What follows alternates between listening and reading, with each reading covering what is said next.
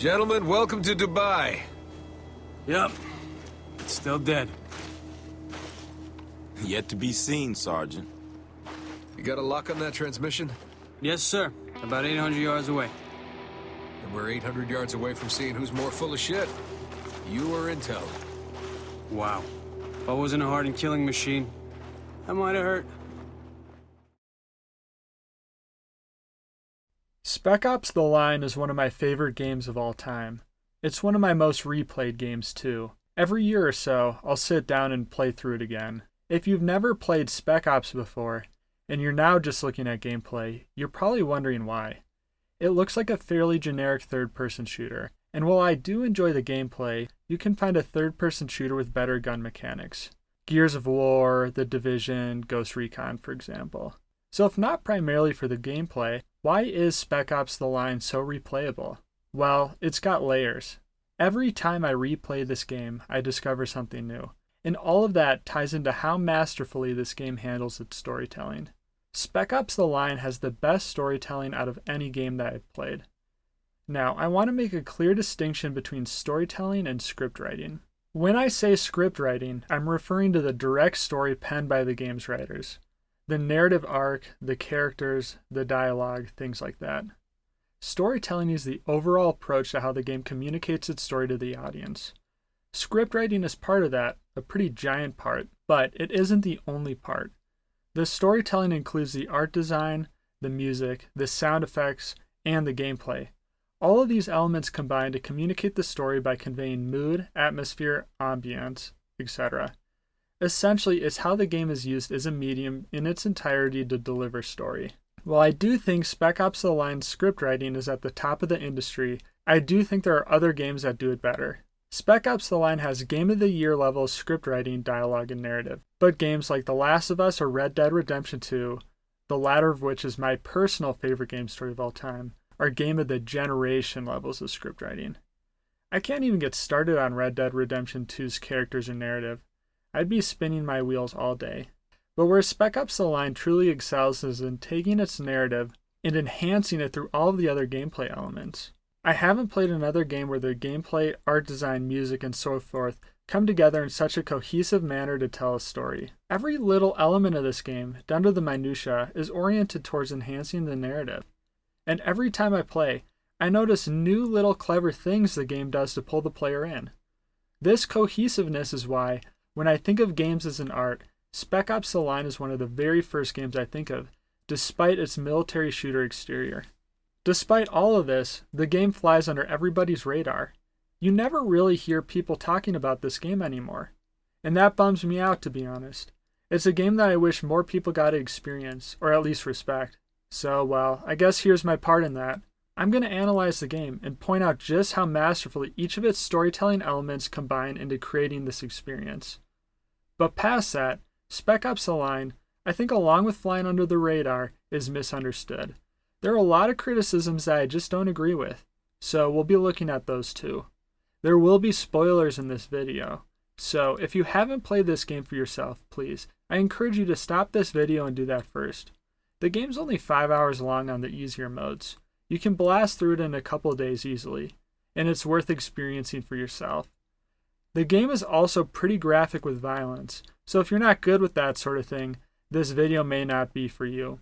I won't be showing some of the more gruesome parts, mainly due to YouTube's monetization, but still. With all that said, let's get into it. Spec Ops The Line opens in medias res, with us planted in the shoes of Captain Walker. We'll be in Captain Walker's shoes throughout the game. We'll see everything from his perspective. Walker occupies the gun seat of the helicopter, and we're given a clear objective: take out those choppers. While blasting down choppers, Walker chatters with his squad mates in the helicopter, who will be properly introduced to in short order. There isn't a whole lot of context given to this action set piece. We don't really glean that much from it as a player.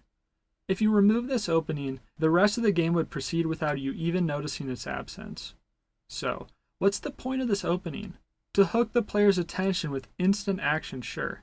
But I think it goes deeper than that. Here's a bit of context on Spec Ops. Spec Ops The Line was released in 2012. At this time, Call of Duty-style military shooters were all the rage.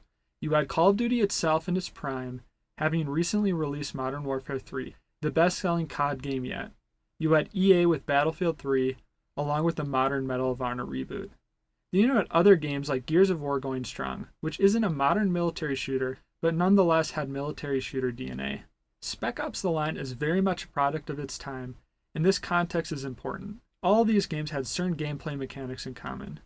One of these is turret sections, where the player is stationary and given control of a big weapon, like a minigun or a grenade launcher. The player has to shoot hordes of enemies, as big set-piece events are usually going on around them. All that to say, this opening in Spec Ops is a turret section, and it's something the audience of this genre of games will be very familiar with. The purpose of this opening is to induce this sense of familiarity in the player, this feeling of settling into a very comforting rhythm. The player has run this track before, so to speak, and this is another lap around known ground. Comfort is followed with relaxation, with letting your guard down. We'll continue on this point later. After this opening, a cutscene is narrated by the main character, Captain Martin Walker. Is John Conrad the greatest man I ever served with? Well, I don't know. I find these first two sentences really captivating, and I'm having a difficult time explaining why. I think it's because of the contrast with the explosive scene we just left. Having a scene end with a helicopter ramming into walkers, followed by this quiet and reflective line, is really striking. It catches you as the player off guard. A simpler, more concise way to open the game would have been with, John Conrad is the greatest man I ever served with. But instead, we get Walker saying he doesn't know. It's clear that Walker thinks a great deal of John Conrad, and he has a personal connection with him. Walker then provides some backstory for the helicopter shootout we just saw. Cataclysmic dust storms hit the city of Dubai. Conrad volunteered his battalion, the damned 33rd, to help with the evac mission. The storms got worse though. Conrad was ordered to abandon the city, but he refused to leave the civilians to fend for himself. He and the 33rd tried to lead a caravan of civilians out of the city. That was 6 months ago. 2 weeks ago, the U.S. received a transmission. This is Colonel John Conrad, United States Army. Evacuation of Dubai ended in complete failure. Death toll, too many. One thing to note about this opening is just how contemptful Walker is towards the audience. Remember when the first storms hit Dubai? You're probably all safe and sound at home watching TV. While men like he and Conrad are out on the field, all we do is send checks, Walker says. This contempt gives us a view into how Walker views himself. Unlike us, the peons, he sees men in the field like Conrad, and by proxy himself, as the real heroes. That's really important. Walker views himself as a hero. After this introduction, we see Walker leading his men through a sandstorm. This is incredibly powerful visual imagery, and it essentially spells out the entire story in just a handful of frames. Walker, unable to see, leads without hesitation, forced to follow the path he forged. It's part symbolism, part foreshadowing. It's brilliant. This, I think, is a perfect example of what I mean about storytelling. The imagery is created by the art design, the direction, the audio design, and it enhances the story. When Walker's squad breaks through the storm wall, we get some dialogue between them. We're introduced to Sergeant Lugo and Lieutenant Adams. Hey, Cap! Captain Walker! What is it, Lugo? Got a situation, sir. Mission critical? No, sir. Then take it up the chain, Sergeant. Roger that. Lieutenant Adams. I hear you, Sergeant. What's your status? Status is chafed, sir. You say chafe, Sergeant? Yes, sir. A local airborne insurgency has infiltrated the U.S. zone designated as my pants. Sir. Shut up, jackass. In just a few lines, we get a handle on their personalities. Lugo is a lighthearted joker, while Lieutenant Adams is a much more by-the-book sort of guy. The credits continue to roll. The last credit, though, is interesting. It's a special guest credit, and it's attributed to you. It's paired with the image of an American flag, upside down and burned. It's symbolism that may not make a lot of sense, at least your first time playing. It wasn't something that I paid much attention to. There are a lot of ways this can be interpreted. I think one of the more straightforward goes back to Walker's intro narrative. Walker thinks of his goal as a U.S. soldier is to save people. Well, the upside down and burned U.S. flag shows what happens to his goal and his ideal. This theme is reinforced throughout the game, but we'll get into that. We're finally given proper control of Walker, and we're introduced to the mechanics of the game. It plays like a very competent third-person shooter and has pretty much all of the features you'd expect. You can duck into cover, pop over to shoot, blind fire, swap between cover, etc. As I said, it's very competent, but it's not anything a shooter fan hasn't seen before. And this is intentional, I believe. It goes back to the opening of the game. The mechanics are designed to inspire familiarity. It's meant to put your brain in a sort of autopilot mode. In the middle of this tutorial, Walker highlights Delta's mission. We have our orders. Locate survivors, leave the city immediately. Radio command from outside the storm wall. We send in the cavalry, we go home. It's a recon mission, and a recon mission only. If Walker holds to this mission, it will be a very short game indeed. In short order, Delta finds survivors. They're armed, though, and clearly hostile towards Delta. Delta takes cover while Lugo tries talking peace with them. The survivors are fearful that Delta will kill them. Meanwhile, Adams and Walker discuss a plan if things go south. A detail to note is that the player doesn't have to wait for the situation to turn violent before shooting. You can open fire immediately, and the game won't ever enter a fail state. A lot of shooters around this time period would give you a game fail screen, as you aren't in the right to start shooting yet, so to speak. If you shoot in Spec Ops, the game will just watch. This encounter also introduces one of Spec Ops' unique gameplay features, shooting out windows to bury enemies in sand. This mechanic reinforces the game's setting through gameplay. Only in a game taking place in a storm-stricken desert does it make sense to shoot out sand like this. Whenever you use this mechanic to take out enemies, it's a reminder of the desert you find yourself in, and just how bad these storms are. This mechanic also introduces the idea of using the environment to hurt your enemies. This idea will evolve throughout the story, and it'll come to a head in Chapter 10. We're given no choice, and have to take out the survivors under the bus. This one is self-defense, you could argue. However, according to Delta's orders, there's a very strong case that they should turn around right here before going any further. Delta has found survivors after all. They can turn around, radio in reinforcements, and call the mission a success. But these guys are clearly hostile. Maybe the order is more directed towards finding civilian survivors rather than insurgents. Let's give Walker the benefit of the doubt for now. As the battle rages, we're introduced to more gameplay mechanics. Another big one is squad orders. You can give Lugo and Adams orders to attack certain targets and stun enemies. These orders can be helpful, but it's not a very tactically in-depth mechanic. Its main purpose is to solidify your role as the commando of Lugo and Adams and deepen your bond with them. I'll go more into that later. Another gameplay mechanic introduces executions. When you melee enemies, or if your bullets didn't quite get the job done, you can perform an execution. The main benefit of executions is that they replenish your ammo.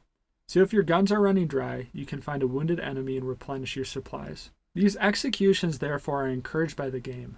They're a window into Walker's mental state, which we'll see as the game progresses. Another important note about this first chapter is the use of color. There's a nice balance between cool tones and warm tones. You have the warm sand contrasting against the clear blue sky. The balance is very calming, and it induces this sense of stability. Colors will be used through the game to communicate mood.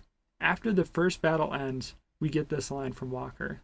I thought we were rescuing people. This highlights again that Walker believes his true role is that of a rescuer. Delta gets a transmission. Friendly forces are under attack by insurgents. They're close by. Walker makes a decision to rescue them. After the battle, there's only one survivor. He says one of his squad mates was taken somewhere called the Nest. He then dies. Walker wants to know what's going on.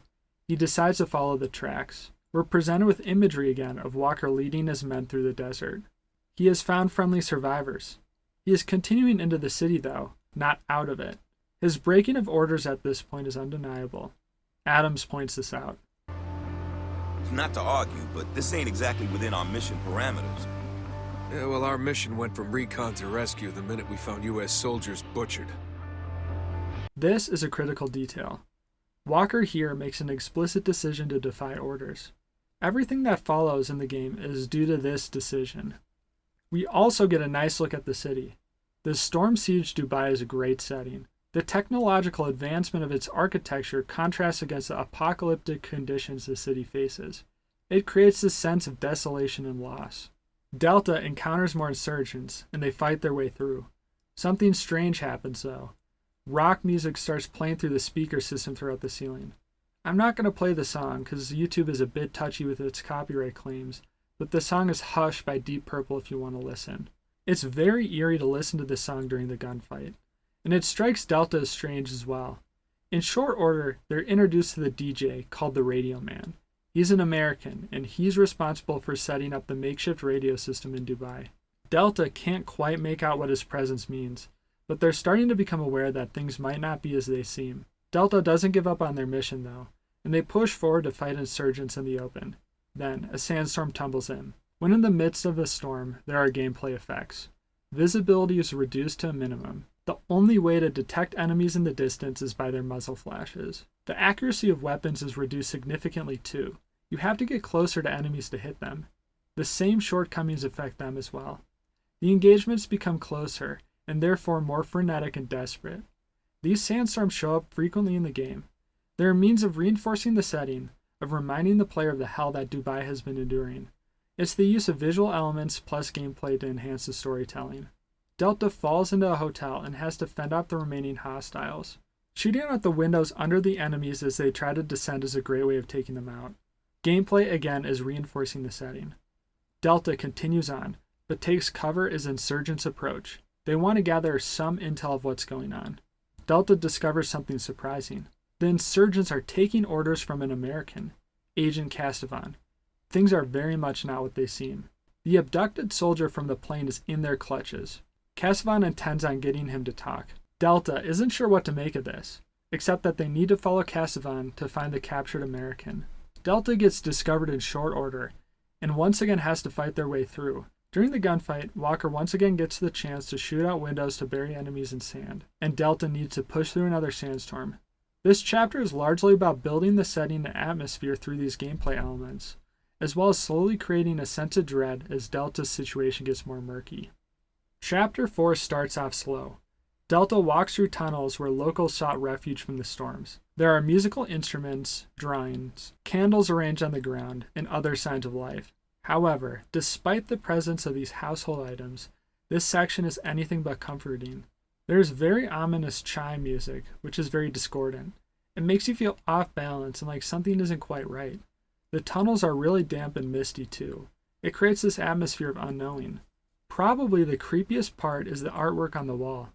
It looks like a distorted Lady Liberty, draped in an American flag and holding an AK-47. It shows what the locals think of the Americans. It hints that they haven't exactly been a helpful force here. It's foreshadowing for what will play out later through the chapter too. So this section combines environmental storytelling and music to create atmosphere, foreshadow, and communicate people's opinions, all of which enhance the story. Delta sneaks up on Agent Castavan. He's interrogating our captured soldier, who is revealed to be a member of the damned 33rd. While eavesdropping, Delta learns that the CIA has been intentionally stirring up the locals to fight against the 33rd, and the 33rd started to fight back. The CIA has some larger goal here, clearly. Before Castavan executes the soldier, Walker intervenes. This gives the soldier an opportunity to kill Agent Castavan. The soldier isn't friendly.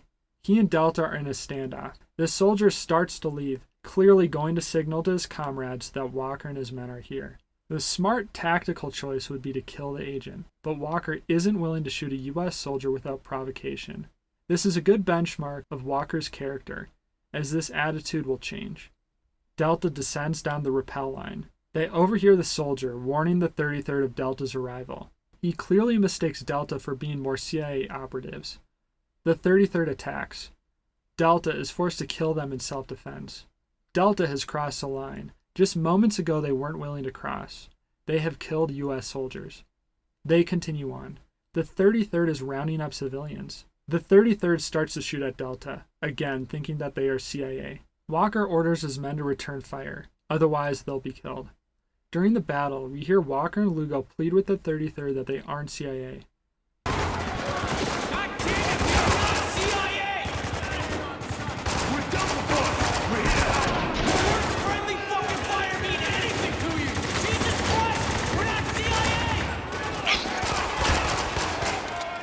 Walker says we're here to help in the midst of shooting his weapon, which just about sums up the situation. After the encounter, Lugo chastised Walker for their killing of soldiers, but Walker justifies it by saying the 33rd have gone rogue, and they aren't part of the U.S. Army anymore. Walker is resolved to find Conrad and get the situation sorted out through him. Delta continues on. The 33rd is rounding up civilians. Delta assumes it's because the 33rd is going to kill them all, and they've resolved to stop them. They battle through the plaza. What's interesting about this battle is that there are civilians in the battlefield, which makes sense in the situation, and this ties directly into gameplay. In shooters like COD, if you hit a civilian, you get a game over screen and have to start over. The game stops you from taking out innocents in order to preserve the player's role as the good guy. The same isn't true in Spec Ops the Line. If you kill civilians, you won't get a game over screen. You will instead just carry on Walker's mission like nothing happened. In fact, the game primes you for this. Before this mission, every character you encountered during gameplay was an enemy. The game has trained you to shoot on sight to get a tactical advantage. The civilians in this mission aren't just loitering about. During certain sections, they pop around corners trying to flee from the danger, right into your weapon sights. On your first time playing, if you're not paying attention, you're almost guaranteed to kill a civilian by accident. Or at the very least, you'll have them in your sights with your finger over the trigger and very nearly pulling it. This is very much an intentional design decision. It's meant to give you pause. You thought you were killing a soldier, but you killed a civilian instead, or got very close to it. This makes you think about just how much this mission has devolved. You went from a recon mission to killing insurgents, to killing US soldiers, to now killing civilians. It makes you ponder a simple question. What are you even doing here?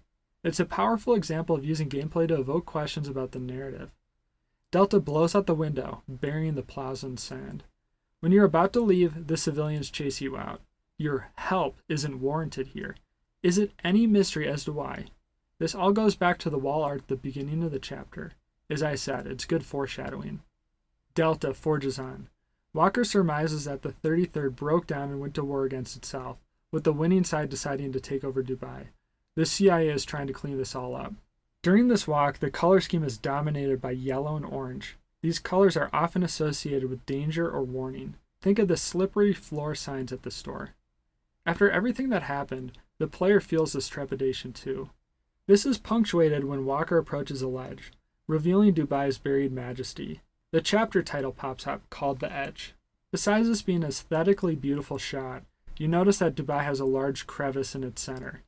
There is a divide from one side to another. The colors, the chapter title, and this image all combine to communicate the same message. Walker's team is stepping into murky territory.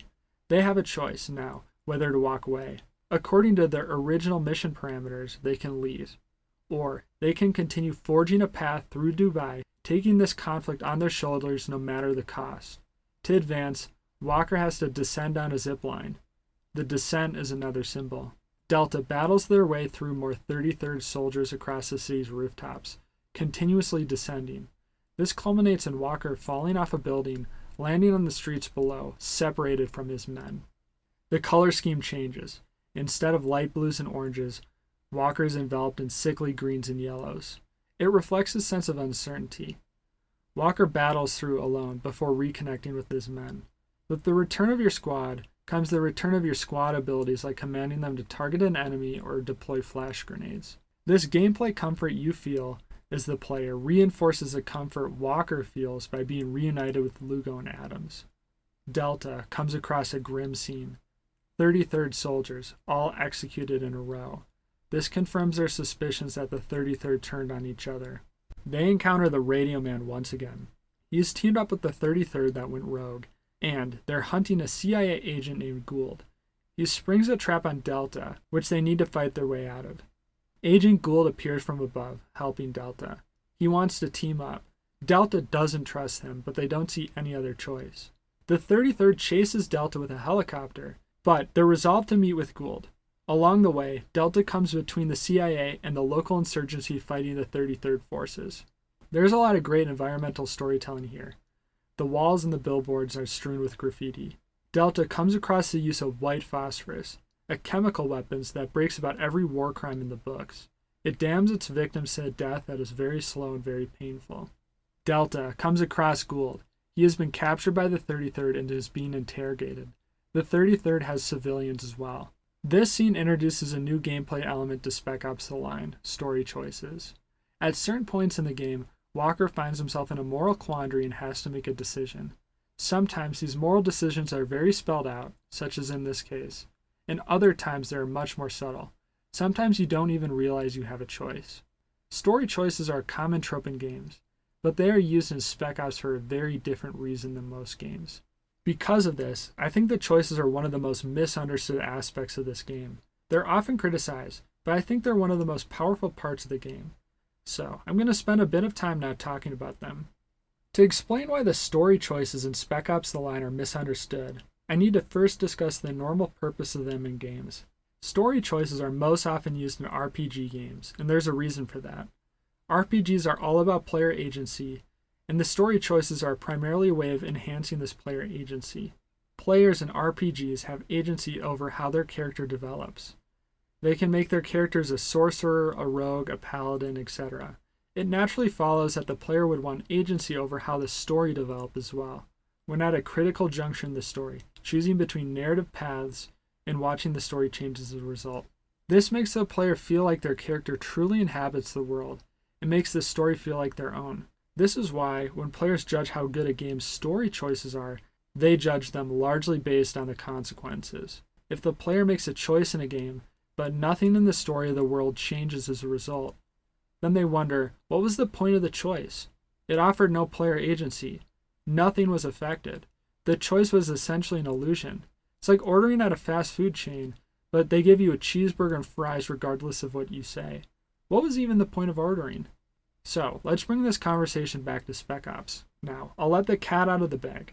None of the story choices have any consequence on the narrative, except the very last choice. There are no branching narratives, again, save for the end choice. Let's talk about this first moral quandary. You're given a choice, save Gould or save the civilians. There's also a third choice, which is wait it out and save nobody and sneak out without a fight. No matter which path you take, the story afterwards will play out exactly the same. So, people criticize the choices in Spec Ops for being illusionary. The thing is, though, the choices in Spec Ops The Line are not about providing the player a sense of agency. Instead, the choices are used as storytelling tools to enhance the main narrative. And, in that goal, I think these choices are masterful. So, this choice is between Gould and the civilians. The point isn't about giving you power over who lives and who dies. It's to make you stop and think. When Walker first arrived in Dubai, his goal was reconnaissance. Very quickly, this goal changed to saving people's lives. Walker wanted to save people above all else. However, as the 33rd's betrayal and fall became apparent, Walker's goal has increasingly been to get the bottom of what's going on and find Conrad. Right now, Agent Gould is Delta's only lead. If he dies, they're left with nothing. Two goals: saving civilians or getting to Conrad. You're confronted with them here. Save Gould and save your lead for the mission, or save innocent people. Which mission of the two is more important? The game is forcing you to think about it. It forces you to reflect on the situation, and by acting as Walker, you decide. As such, these choices are brilliant at forcing you to reflect on the narrative and make judgments on it. We'll explore each of these choices as they come up. Whether you save the civilians, save Gould, or save neither, you get a hold of Gould's operational plan. In a brief moment of quiet, Delta fights amongst themselves. This is just fucked. What are you talking about? People died back there. Not just soldiers and civilians, but Gould. Our best chance of getting out of this hellhole. Calm down, Lugo. There's nothing we could have done. Don't tell me to calm down. We got no idea what the fuck we're doing here. Yeah, you're right. Putting your faith in Gould, you are fucking clueless. Man, I'm through with this shit. Fuck you! At least I'm doing my job. You're the one who's fine, just sitting back, waiting for things to unfuck themselves. You think I like watching these people die, huh? You think I won't carry this shit to my fucking grave? Stand down! Both of you! Stand the fuck down! The fuck is wrong with you two? We're in the middle of a fucking war zone, and you're fighting in the dirt like a couple of goddamn kids! You are Delta operators. Fucking act like it! All right, then. We good? Yeah. Lugo! Yes, sir. Good. It's clear that what's transpired doesn't sit right with either Adams or Lugo, and it's fracturing them. Walker sets his men straight as best he can, and they continue. They reach the wall that's mentioned in Ghoul's plans. Very quickly, they realize that an entire army is camped out below. No matter how good Delta is, they can't take out an entire army by themselves. But in order to continue their mission, they need to get through. What's interesting is that you can try to fight your way through if you want. You can open fire on the soldiers below. You'll never beat them all, however. On the overlooking balcony, though, there's a white phosphorus launcher. It's the weapon we saw earlier, the one that produced such ghastly effects. Walker determined that using the weapon is the only way through. It's the only way to complete their mission. They do not have a choice in his eyes. Lugo is very much against using the launcher, but Walker commands him to. Okay, prepare to fire. That in order? Yeah, it is. Fine. Launching camera. Lugo launches the targeting camera into the air, and Walker assumes control of the launcher. You're presented with a thermal view of the soldiers below. This type of sequence is very common in military shooters. You see similar drone strike levels in modern warfare games as well as Battlefield. The thermal vision dehumanizes the targets below. Instead of people, they're glowing white dots for you to extinguish. Because of this effect, as well as the familiarity of set pieces like these if you've played shooters before, you're likely to start blasting away, even before the game really commands you to. So you start shooting. Another thing the thermal vision conceals is the effects of the white phosphorus. So instead of the horrors Delta saw earlier, walking in the aftermath of the weapon, the strikes here just appear as stark white clouds in the thermal vision. They look like clouds in the summer sky. This too makes you numb to the havoc being wrought below. My favorite detail of this section is that, always, you see Walker's reflection in the screen. It's powerful visual imagery. He's embodying the destruction, as his face combines with the destruction in the screen. It's a reminder that, even though the action is detached by the screen, Walker, and by extension you, are causing it. After your final strike, the enemy gunfire ceases.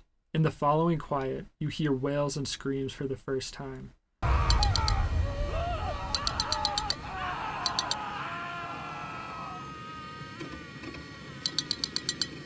No one's moving.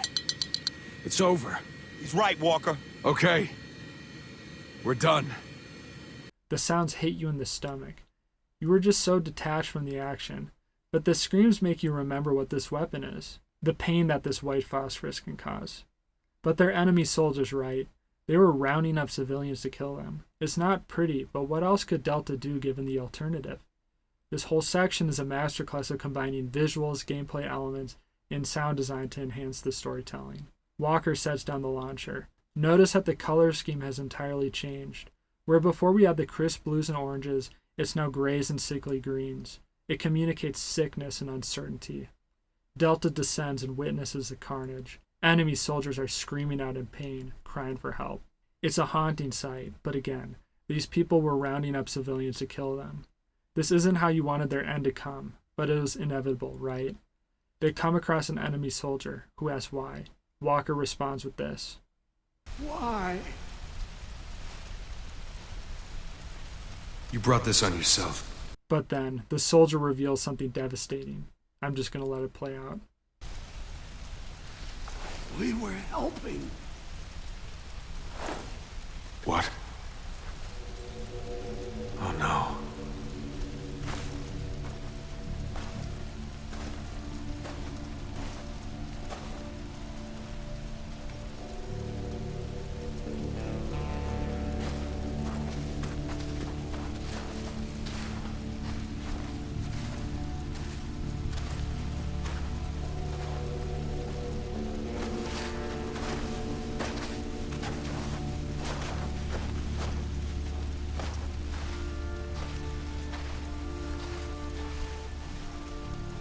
Are those civilians? Where'd they come from? There's no camp here. They took him from the nest. That hotel back at the storm wall? No, those can't be the civvies that got kidnapped. It's not possible. Yeah, it is. That's why Gould stormed this place. He didn't want the gate. He was trying to rescue his people. This is your fault, God damn it! Stop right there, Lugo. What it is? He wouldn't listen. We have a choice. He turned us into fucking cowards. That's enough, Sergeant. No! Delta made a whole heap of assumptions about what was going on, and as a result, civilians are dead at their hands. During the scene, the focus is on Walker's face. His expression goes from one of pure disbelief to resolve. Without the script saying a word, we can see what's happening to him. He's moving from disbelief to denial. This destruction wasn't on Delta's hands. Their hand was forced by their enemies. The true path to avenging these civilians' deaths is by punishing the men truly responsible. Even in the moment, this justification doesn't ring true to the player. It doesn't ring true for Lugo or Adams either, but they continue on with Walker. What else can they do at this point? This, as you can probably tell, is the most infamous part of this whole game. Some people criticize this scene for being emotionally manipulative of the player, of forcing them to do something bad and then castigating them for it. I don't see it that way. Sure, it's designed to get emotion out of the player, for all the reasons I've described. But the scene doesn't come out of nowhere. If this game played out like every other military shooter up until this point, and this scene just popped up out of nowhere, I would agree. However, everything in the game so far has been leading up to this moment. There have been warning signs after warning signs after warning signs. Foreshadowing, gameplay design, all of it pointing to this moment. This is a natural consequence, and because it's set up so well, it feels earned to me. Delta pushes on. The sickly green and gray color scheme remains. Quickly, Delta runs into more enemies. This time, though, they're screaming at you, calling you a murderer. Here they are! Murderers! Open fire! Here they come! For me, at least, this was the most powerful moment in the game, even more than the scene prior. Each of the names Walker's enemies call him, is true. And there's this sadness that follows, as you realize that these people aren't the hardened, bitter enemies you thought they were. They want Walker to burn, and Walker deserves it at least on some level. Walker wasn't trying to be a bad guy, but after the destruction in his wake, you feel like the world might be better if the soldiers just took him out now. However, Walker and his men still have their mission, and maybe there is some small measure of redemption in store for them. Maybe they will still end up saving lives at the end of the day. And that hope is enough to push forward. So, these soldiers have to go too. Again, it's this odd mix of emotions I felt during this part, and I think it's the conflicting nature between them that makes this moment so resonant. Once the enemies are dead, we hear more justification from Walker. Check your mags. No idea what we'll find up here. Can't be worse than what we left outside. Hey, careful, Lugo. No, he's right. There's nothing good about what happened out there, Lugo. But our hand was forced, and I know by who. Their hand was forced, but he knows who his true enemy is. That enemy reveals himself. It's Conrad, the very man Walker so much wanted to save. Ahead, Conrad forces Walker into another moral choice.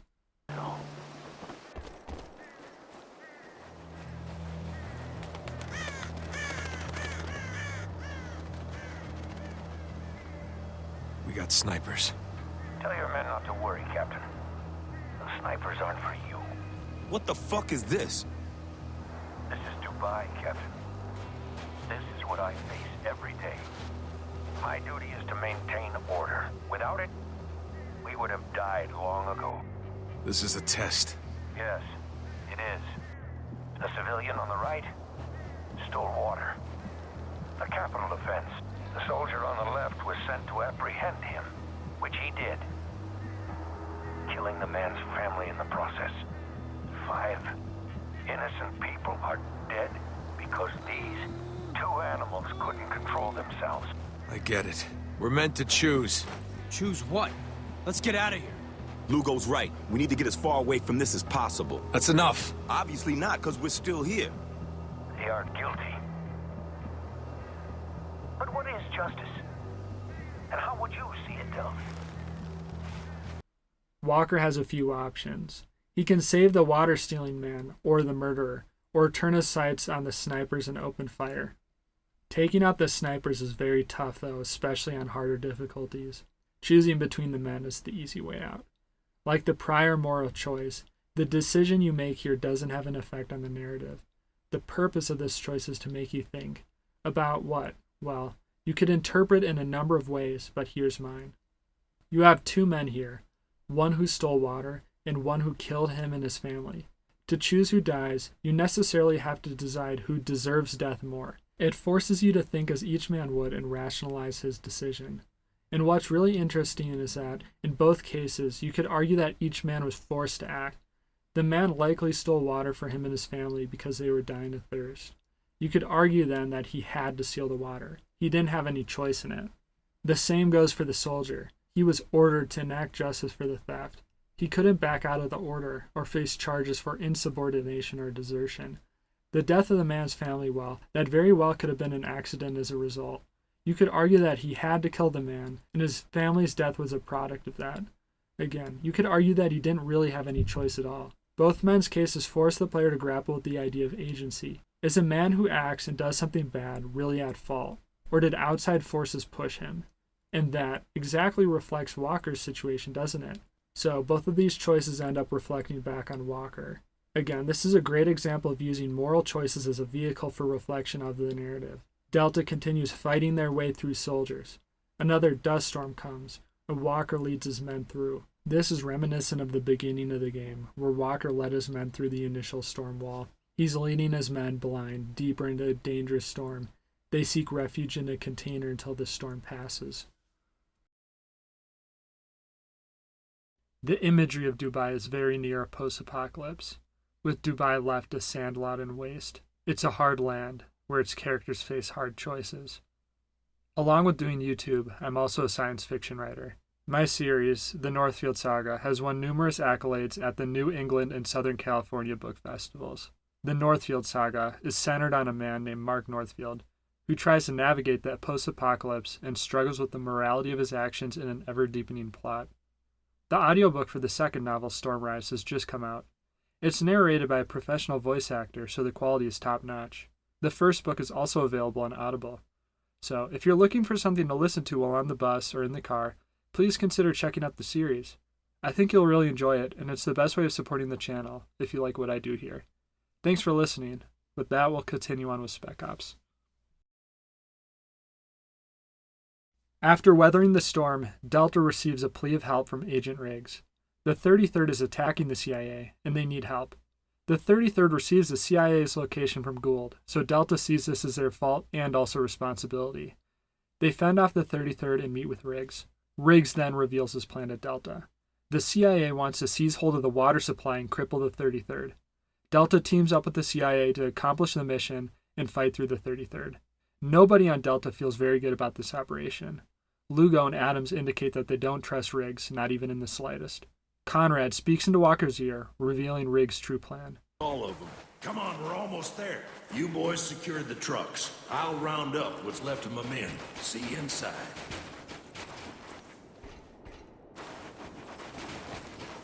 I don't trust him. Neither do I. But right now, Riggs and his men are the only people not trying to kill us. Think about who you're helping, Captain. Without water, everyone in this city will die. Your men included. Riggs isn't looking to save anyone. He's here to bury the truth, along with the bodies. Stealing the water isn't about crippling the 33rd. Not entirely. The entire op is a cover-up. By stealing the water, everyone in the city will die, effectively burying what's happened from the rest of the world. For reasons that become apparent in the game's final reveal, Conrad here is acting as Walker's conscience.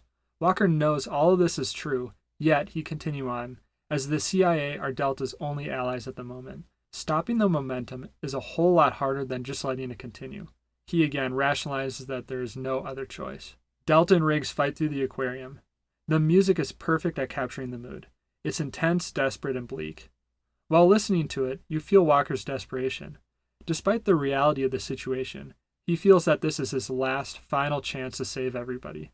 Maybe the CIA really will just cripple the 33rd with the water, and he'll end up saving everyone by stopping this war. This section also highlights the squad mechanics of the game.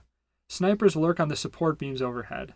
You can shoot the snipers yourself, but depending on what weapons you're carrying, it's easier to order your squad to take them out while you focus on the closer enemies. The thing is, these snipers are so far away that Lugo's sniper is the best weapon to take them out. So, Lugo always takes out these soldiers with his sniper. This is a detail about the squad system I really like. Lugo and Adams have very specific combat roles that they fill out. This gives them a sense of identity in the gameplay. You know Lugo's your long-range guy, while Adams is fire support. In the sniper section, you can rely on Lugo specifically to handle the threat. This deepens your bond with him. And further than that, when your squad members are absent, you feel their absence not only in the story but also through gameplay. We'll see that play out very soon. Delta and Riggs get a hold of the water.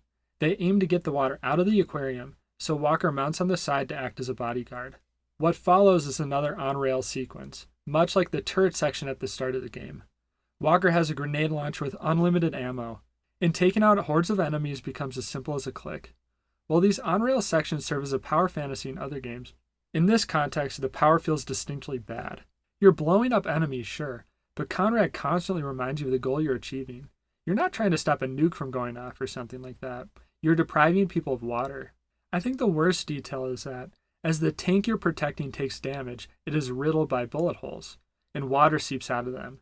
It's just such a waste. It's water that could save someone's life, and instead it's being spilled out on the sand, sure to evaporate. When Delta and the CIA get cornered, Rig opts to just crash the water tanks. All that water, which the people in the city need, is just gone. When Walker wakes up, he sees a vision of Conrad, which reminds him of what he already knows. In a few days, the city will begin dying of thirst. Riggs got exactly what he wanted, and you helped him do it. As Walker shambles forward, he encounters civilians who scrounge for every sip of water they can get from the tanks. The civilians hate him, even more than they did at the plaza. Is it hard to see why? Walker comes across Riggs, who's trapped under a burning truck. He reveals to you why the cover-up is so important to him. He's worried that if the rest of the region finds out what Conrad did, it would result in war. He's trying to protect the greater peace. His gun lies next to him. 1 round left. Walker faces another choice. Again, it has no consequence on the overall narrative. Riggs is going to die either way. You just choose if you spare him pain by putting a bullet in his head, or if you let the fires consume him.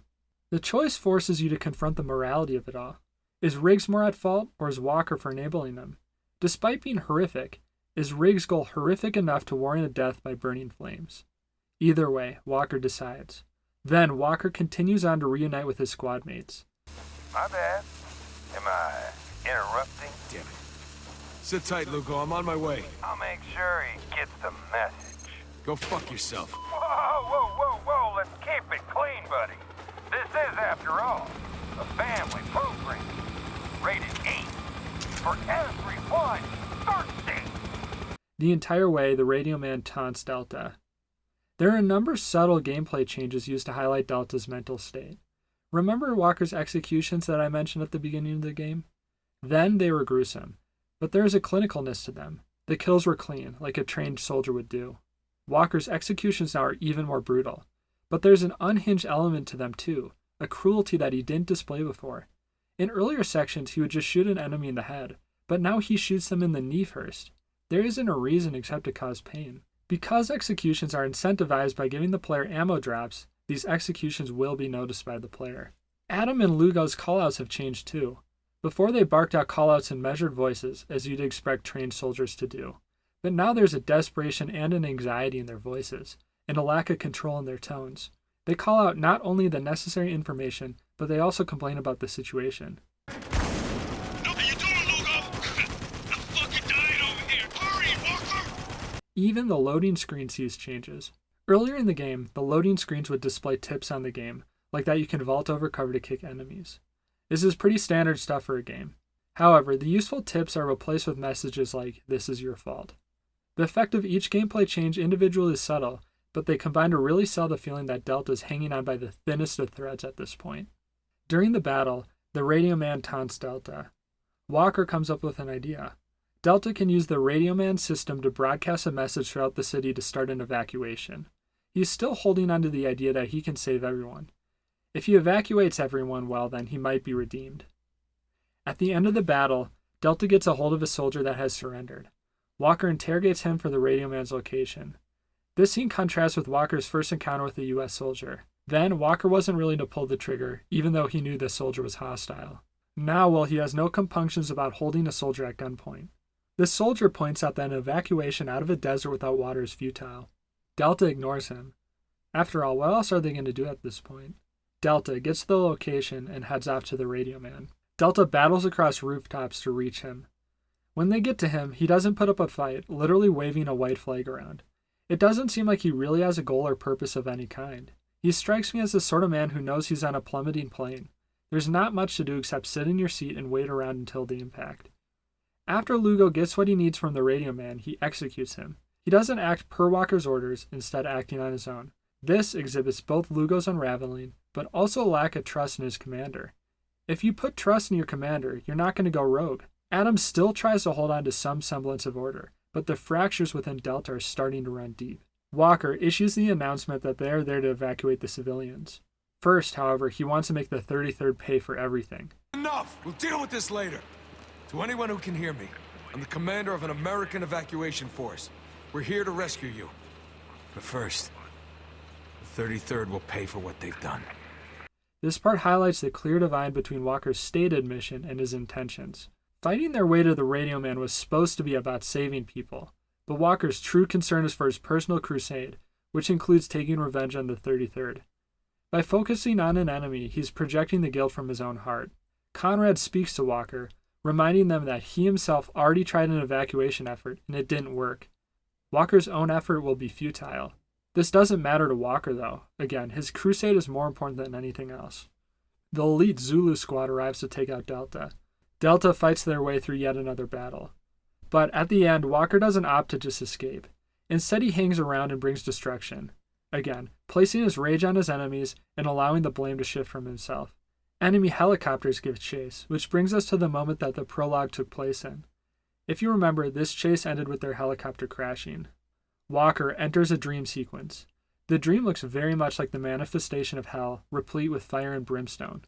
Conrad speaks to Walker, blaming him for the damnation of Dubai, and that this hell is caused by his hands. When Walker comes to, he finds himself stranded alone. What's really interesting is the imagery used when he awakes. The color scheme of deep oranges and reds at sunset is very reminiscent of the hellscape Walker just departed. Meanwhile, the burning building in the dream is present in the background, front and center, when Walker wakes. It's powerful imagery that links the idea that Dubai truly has become hell. With Walker alone, the first thing he has to do is find his men. Adams speaks on the comm and Walker heads in his direction. This chapter continues strong with the environmental design and imagery. Delta crash-landed in a docking bay, which has since been consumed by sand. As a result, there are a ton of beach ships. Seabirds chirp in the background.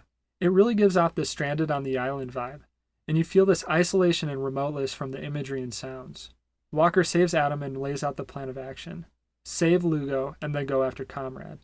Adams responds bitterly, doubting Walker's plan and by extension his ability to lead. We need to find Lugo, then we take care of Conrad. I think we can still save these people, and I'm not gonna let him stand in our way. Right, because that plan's worked out great so far. Wasn't asking your opinion, Lieutenant. Adams, who has been so by the book up to this point, is starting to buck authority. It's a sign of just how far his respect for Walker has fallen. They get into contact with Lugo via radio. He's injured, but he's alive. The 33rd are hunting him down, though. Walker and Adams need to reach him quickly. You enter a fight where a sniper takes potshots at you from a ship that overlooks the battleground. If Lugo was here, the easiest strategy would be to mark the sniper as a target and let Lugo take him out. But Lugo isn't here. You can still target the enemy, but Adams doesn't have the range to take him on. He has to get closer. This encounter makes you feel a gap without Lugo's presence through gameplay, and it's a masterful way of reinforcing his absence. In a moment of quiet, Adams stops Walker. This time he lays out his grievances even more intensely. You get this feeling that the relationship is damaged beyond repair. The duo fight through more enemies, all while Lugo's situation gets more desperate. Soldiers followed him and are closing in. He cries for help, and this culminates in a full sprint to save him. This entire section induces a sense of dread in the player, and that dread comes to be realized. Adams and Walker reach Lugo, but it's too late. His pursuers, it turns out, aren't enemy soldiers. They're citizens of Dubai. That burning rage you witness, especially after the plaza destruction and elimination of the water supply, finally bubbles over. The citizens string Lugo up to hang. Walker tries to revive him, but it's no use. Lugo is dead. What's so sad about this section is that Adams and Walker were so darn close to saving him. A second or two quicker and he would still be alive. A lot of if-onlys pass through my brain during this part. But I think the worst part is when Adams yells at the crowd, "You better pray he makes it," while Walker's already shutting Lugo's eyes shut. You better fucking pray he makes it. Let me take him, Walker. Sir, permission to open fire. I need you to give the word. With your squad mate gone, Walker and Adams face the crowd. In uncharacteristic fashion, Adams doesn't want to go by the book. He instead wants to open fire and exact revenge. You can try to just push through the crowd, but they won't let you leave. It seems the only way out is to shoot your way through the civilians. This is one of the most interesting and powerful sections of the game. You see, this section is actually another moral quandary. There's a choice you can make here. The first is obvious: shoot through the civilians, thereby making your escape and exacting vengeance. The other choice isn't so obvious. You can actually just shoot into the air, over the crowd's heads, which will scare the crowd enough to disperse them without actually harming anyone. So there are a number of ways this can go for the player. There will be a cohort of players who don't even realize the second option exists. They'll shoot the civilians. A natural reaction upon learning about the choice is, well, how was I supposed to know that? Essentially, they'll have thought there wasn't a choice when there really was one. And what's interesting about this mentality is that it perfectly mirrors Walker's own mentality. It's a mentality shown in the dream sequence at the beginning of this chapter. You gave us no choice. There was always a choice. You just fucked it up. So this is a clever way of unifying the player with Walker. The second group of players will intuit that there is a choice to be made. And this choice, like the others, plays the same role of making you think about the situation. The choice of whether or not to shoot the civilians boils down to whether you think they deserve to be killed or not for murdering Lugo. They took Lugo's life with their own hands and strung him up to a post. But then again, after everything that Delta put these people through, can you blame them? And that's really the question. Do you blame them? No matter which choice the player makes, Walker and Adams continue on to hunt Conrad. And with that, we enter the final gameplay chapter of Spec Ops the Line. Adams lets Walker know that he blames him for Lugo's death. Walker still insists that it isn't their fault. Still, you can tell the guilt is getting to him. But taking out Conrad is one small thing they can still do right. Adams and Walker fight through the strongest opposition that they face yet to reach the tower. The atmosphere in this chapter is fantastic. The reds, used to convey the hellish themes, are now even deeper. They're mixed with blues, though, and there's an eerie silence whenever the gunfire dies down. It makes the city feel dead, like there's nothing left here. You're trudging through a graveyard. The opposition, as I mentioned, is intense. Walker and Adams reach a set of machine gun encampments. A mortar goes off and Walker hallucinates, seeing himself in another vision of hell. When the vision fades, Walker still finds himself in a version of hell. This is reinforced by gameplay. Machine gun encampments force Walker and Adams to weave between cover, gaining ground inch by inch. It's a grueling segment, and you can barely pop your head above cover before being forced to duck back down. The onslaught is oppressive. With the hellish backdrop, it really feels like hell, just like the vision. If Lugo was here, maybe he would have sniped the gunners behind the encampments. But Lugo's not here anymore. After Walker and Adams get through the machine gun fire, there's another respite. It's ghostly quiet. Again, the silence is just eerie. What's there left to save in the city anymore? A heavy gunner breaks through the doors. It's not just any gunner, though. It's Lugo. He blames Walker for what's happened. It's clear that this is all in Walker's head, and it exhibits both his sense of guilt and his deteriorating sanity. When the heavy is defeated, Walker and Adams continue on. There's an interesting detail about this section, though. If you die in the preceding segment, you don't get the normal death screen. Instead, Walker sees another hallucination, this time of the mother and child killed during the white phosphorus attack. When he comes to, he's at the checkpoint prior to Lugo bursting through the doors. When you advance, however, it isn't Lugo that bursts through the doors. It's just a standard heavy enemy. No matter how many times you die and redo this section, you won't see Lugo again. I've given this detail some thought, but to be honest, I'm not entirely sure what to make of it. Still, I think it's a cool and interesting detail. Walker and Adams battle through some more soldiers, but they find themselves cornered. Walker wants to keep going and finally face Conrad. He thinks surrendering is the best way of doing it. Adams refuses and sacrifices himself. Fuck you! Just shoot me! I'm standing right here! Come on! Secure the building! Shoot me, goddammit! Fucking shoot me! This is your last chance, Walker. Surrender, or my men will cut you down. Don't you dare! Well, fuck you then! I didn't come this far to surrender! It's the only way inside that tower. The fuck's sake! Give it up! The mission's over! We failed! Not while I'm still breathing! Fine! Then keep breathing! Run, motherfucker! Damn it, Walker! Run!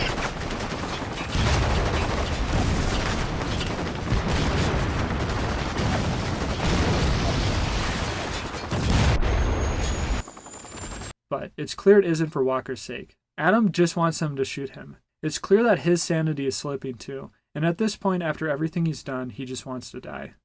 Walker finds himself alone. He continues on to face Conrad. He continues into the tower, beginning the final chapter in the game. The colors are blue. There's a calming feeling, but also a coolness, a chill. The 33rd surrender themselves to Walker. Something doesn't feel right about this, but Walker continues on. Nothing will stand between him and Conrad now.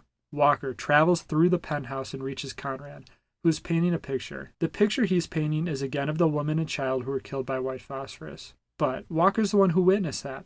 Why would Conrad be painting that scene? He wasn't there. Walker's eyes start to open. He follows Conrad, only to find something devastating as he steps out onto the balcony.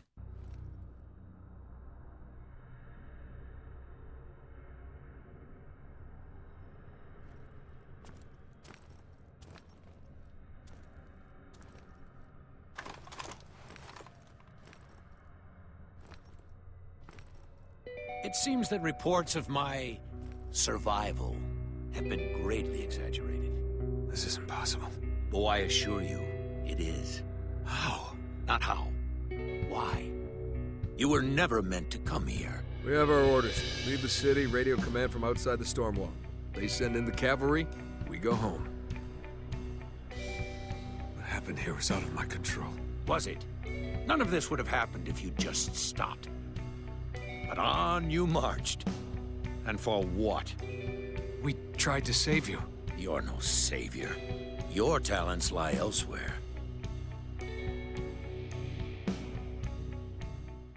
Conrad is dead. He's been dead this entire time. The Conrad that's been speaking to Walker this whole time has been a figment of his imagination. As Walker's brain fractured from guilt, Conrad developed in his brain as someone to fight against. The timing makes sense. Conrad only started speaking to Walker after the white phosphorus attack. And Walker's been the only one to talk to Conrad, and has been the only one to acknowledge him. Conrad is a coping mechanism, to make Walker always feel like a hero. Everything that's happened in Dubai has been his fault. There never was an enemy, not really. It's all been Walker. With this revelation, Walker faces one final choice. It's time. You're all that's left. And we can't live this lie forever.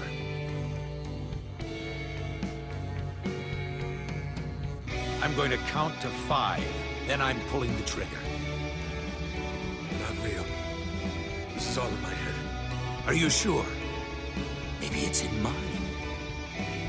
1. No. Everything. All this. It was your fault. If that's what you believe, then shoot me.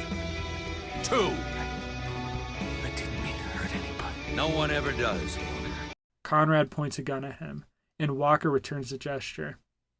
There's also a reflection of Walker on the screen. This choice, unlike the others, does have an impact on the story. It changes how the story ends. Each one, however, is meant as a reflection of what Walker thinks of himself, and consequently, what the player thinks of him. There are 4 endings in total, so I'll break down each one and what it means. The first ending is to let Walker die. This triggers by letting Walker die by Conrad counting to 5.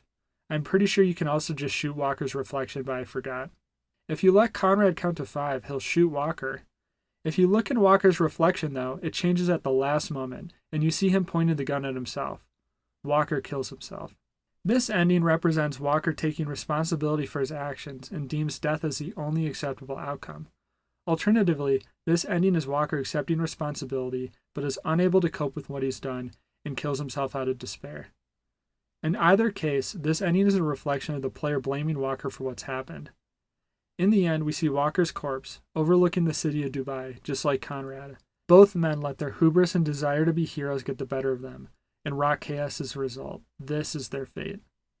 The other story branch is Walker shooting Conrad before he reaches the count of 5. This branches off to 3 alternate endings. In all 3 cases, Walker waits for the US military to pick him up. When the military arrives is when the 3 additional endings are available. The most straightforward is Walker surrendering his guns to the soldiers. They escort him out, and the game hints that Walker won't face an external punishment for his actions. He gets off scot-free, so to speak. However, Walker alludes that he's effectively a dead man, and he'll carry the guilt with him.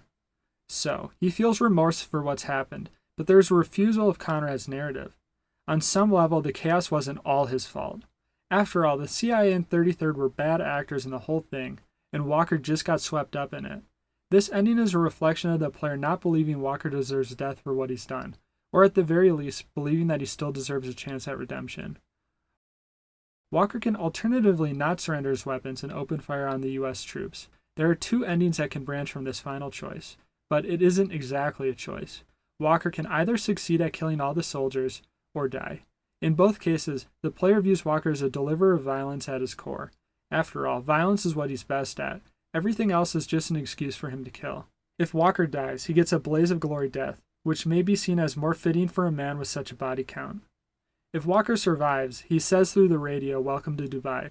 This ending, I think, is the true embrace of Walker as an agent of chaos. So, in effect, each ending is an avenue for the player to reflect and express what they think about Walker in the story. For a game that prompts the player to reflect through his moral choices, I think each ending is fitting and allows the player to echo a different sentiment. The ending is another area that players criticize, but I think this, like the moral choices, is a misunderstanding. A lot of players perceive the ending as blaming the player, that the game is castigating them for even playing the game, and blaming them for the atrocities that Walker committed. In fact, I believe there is even a quote by a developer that says another valid end for the game is for the player to stop playing and walk away, which leads people to think the developers think you're bad if you finish the game. I understand how someone would reach this interpretation, but I don't personally see the game as castigating the player for playing. I think one of the main reasons why is that the game has a lot of love poured into it by its developers. In fact, the whole point of this video is to appreciate all of the little details that went into enhancing its story. The developers wouldn't have put this much love and detail into the game if they didn't want people to experience it. As someone who writes stories myself, I can generally tell you that the creators do want people to experience their work. So to craft something that you want people to play, then to finger wag at them for experiencing their artwork doesn't pass the sniff test for me. This game came out during the boom of military shooters, that's true. And Spec Ops the Line is a response/critique of those games. That's also true. But what I think the game is really criticizing is a very real human flaw. The perils of self-justification and the need to be a hero. This is a flaw that isn't just restricted to gaming, but it's something we're all guilty of in everyday life. It's so easy to rationalize our own behavior to make ourselves feel better. You choose not to let someone into your lane during rush hour, but you're running late to work. You couldn't let them in. You didn't have a choice. You're short with your spouse. It wasn't right, but you had a long day. It couldn't be helped. I could go on and on. I think we all have examples of this rationalization in our heads. We have the need to paint ourselves as the protagonists in our own narratives. Video games are a great way to live that out in digital form. But that rationalization is harmful. How can you ever improve if you never see yourself at fault? This perception can continue to spiral and cause damage. That's what Spec Ops the Line is a true warning against. Walker's story is about the power of perception and the damage it can cause when left unchecked. He is a man who isn't fundamentally bad, but who lets his own heroic delusions cause untold damage. The story is a way to hold up that mirror and get us to think about the blindness in our own minds. That's why moral choices are so important. They urge the player to slow down and think. They train the player to not take a situation by face value, but truly consider what's right and wrong. And in light of the rest of the narrative, I think they're exceptionally powerful. So, that's Spec Ops the Line, one of my favorite games ever made. It's the best use of video games as a storytelling medium because it utilizes every aspect of game design to further its narrative, atmosphere, and themes. It's a gem that I think is woefully overlooked, and I just wanted to spend some time sharing my appreciation for it. Thanks for watching. This is Kelvin B. Fisher, and I'll see you next time.